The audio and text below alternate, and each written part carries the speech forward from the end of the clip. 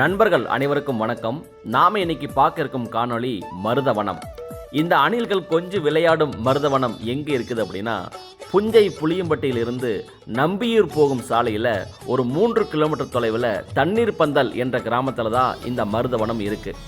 நம்மாழ்வார் எப்படி வானகத்தை உருவாக்கினாரோ அதே மாதிரி இங்கே ஈஸ்வரமூர்த்தி ஐயா இந்த மருதவனத்தை உருவாக்கியிருக்கார். இதில் மா, பலா, வாழை, முக்கணிகள் மட்டும் இல்லாமல் 50க்கும் மேற்பட்ட பழமரங்கள் கொண்டு ஒரு உணவு காட்டையே உற்பத்தி பண்ணியிருக்கார். இந்த உணவுகள் மனிதர்களுக்காக மட்டும் கிடையாது, இன்னைக்கு இங்கே வர்ற எல்லா உயிர்களுக்குமானது. திருவள்ளுவர் ஐயா சொல்லுவார், பகுத்துண்டு பள்ளியூர் ஓம்புக அப்படின்னு. அந்த கோட்பாட்டை நாம் இங்கே தான் நேராக பார்க்க முடிஞ்சது. எனக்கு அவ்வளவு சந்தோஷமாக இருந்துச்சு. இங்கே எல்லா மரத்துலையும் பார்த்திங்கன்னா அந்தந்த மரத்துக்கு உண்டான பழங்கள் காய்த்து கனிந்து தொங்குது. இதில் அணில்கள், பறவைகள் எல்லாம் இந்த தன்னோட உணவு தேவைகளை பூர்த்தி செஞ்சுட்டு போய்கிட்டே இருக்காங்க. இங்கே இவ்வளவு மரங்கள், பழங்கள் வர்றதுக்கு என்ன காரணங்க ஐயா அப்படின்னு கேட்கும்போது ஐயா சொன்னவர், இங்கே 10க்கும் மேற்பட்ட தேனீக்கள் பெட்டி வச்சுருக்கிறோம், அதுதான் அதுக்கு காரணம் அப்படின்னு சொன்னார். அவ்வளவு அற்புதமான ஒரு வாழ்வியல்.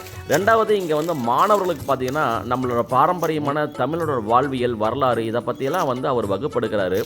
திரு ஈஸ்வரமூர்த்தி ஐயா பார்த்தீங்கன்னா நம்மாழ்வார் ஐயாவையும் மேதகவே பிரபாகரன் ஐயாவையும் வழிகாட்டியை வச்சு இங்கே வாழ்க்கை பாடங்களை கற்றுக் கொடுத்துட்ருக்கிறாரு.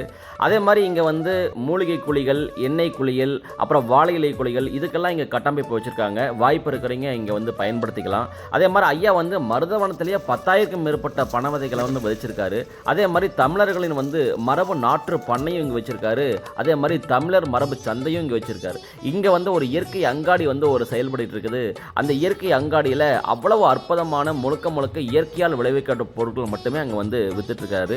ஸோ நான் பார்த்தேன், நானும் நிறையா வீட்டில் வாங்கிட்டு வந்தேன். அதே மாதிரி ஐயா மூலிகை பொடிகள் தயார் பண்ணி தமிழ்நாடு ஃபுல்லாக இருக்கிற எல்லா கடைகளுக்கும் கொடுத்துட்டு வராரு.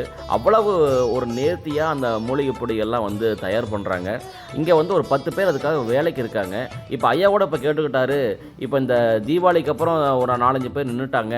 இந்த மாதிரி இயற்கையோட இயற்கையாக இணைந்து வாழ விருப்பம் இருக்கவங்க இங்கே வேலைக்கு வரலாம். இங்கே தங்குமிடம் இருக்குது, உணவு இருக்குது, எல்லாமே இங்கே கொடுக்குறோம். முக்கியமாக கணவனை இழந்தவங்க, அதே மாதிரி குடும்பத்தால் கைவிடப்பட்ட பெண்கள், படித்தவங்க, படிக்காதவங்க இவங்கெல்லாம் யாராவது இருந்தாங்கன்னா சொல்லுங்கள், நம்ம இங்கேயே அவங்கள வேலைக்கு தங்க வச்சுக்கலாம் அப்படின்னு ஐயா சொன்னார். ஸோ நான் கண்டிப்பாக உறுதி கொடுக்குறேன். நான் நேரில் போய் பார்த்துட்டு வந்திருக்கேன் இந்த இடம் எப்படி இருக்குது அப்படின்னு. ஸோ வாய்ப்பு இருக்கிறவங்க ஐயா நம்பர் கீழே கொடுக்குறேன், நீங்கள் அதை அவரோட தொடர்பு கொண்டு நீங்கள் பயன்படுத்திக்கலாம். கண்டிப்பாக ஒரு முறையாவது இந்த புஞ்சை புளியம்பட்டியில் இருக்கிற அந்த மருதவனத்துக்கு நீங்கள் வரணும். வாங்க. வாழ்க வளமுடன், வாழ்க வையகம்.